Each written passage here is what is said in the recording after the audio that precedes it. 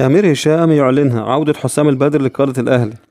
حقق فريق بيراميدز فوزا مستحقا على النادي الأهلي بهدفين دون رد في المباراة التي أقيمت مساء السبت على استاد السلام ضمن منافسات الجولة الخامسة من الدوري المصري الممتاز، في مواجهة شهدت غضبا جماهيريا واسعا ضد الأداء الضعيف للفريق الأحمر ومدربه الأسباني خوسيه ريبيرو.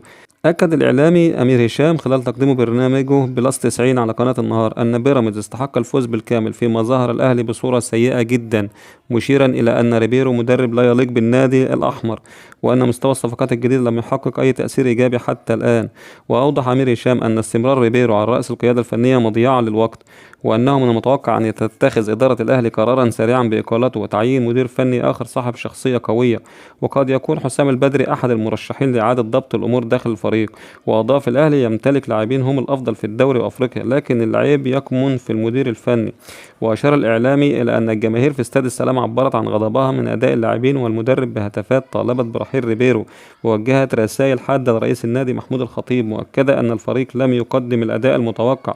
كما لفت إلى أن الأهلي يعاني من ضعف كبير في الدفاع وغياب ظهير أيسر مؤثر، وأن أداء لاعبي الفريق كان بعيدا عن المطلوب خاصة تريزيجيه ومحمد علي بن رمضان في حين غاب التناغم بين اللاعبين على أرض الملعب. وختم أمير هشام بأن الوضع في الأهلي أصبح حرجا، وأن على إدارة النادي اتخاذ قرارات سريعة لتصحيح مسار الفريق، مشيرا إلى أن استمرار هذا الأداء سيزيد من الضغط على الجميع ويهدد فرص الأهلي في المنافسة على لقب الدوري هذا الموسم. تعليق عمرو أديب بعد هزيمة الأهلي أمام بيراميدز بهدفين دون رد. علق الإعلامي الكبير عمرو أديب عن نتيجة مباراة الأهلي وبيراميدز التي أقيمت مساء أمس قائلا: قلبي يقطر دما، كيف يخسر الأهلي بهدفين دون رد أمام بيراميدز؟ والله قلبي يقطر دما، إزاي ده؟ زيزو واللاعبين في حالة حزن شديد. وأضاف: كيف يظهر زيزو حزينا؟ كيف يخسر الأهلي بينما لاعبو بيراميدز سعداء سعادة الفيل؟ مشيرا إلى أنه يعتقد أن المدرب الأسباني ريبيرو لن يستمر طويلا مع القلعة الحمراء. وأكد أديب أن الأهلي تاريخيا لا يسمح لمدرب أن يضع الفريق في مثل هذه المواقف الصعبة، متسائلا ماذا حدث للنادي الأهلي؟ كيف يصل الحال إلى هذه الدرجة؟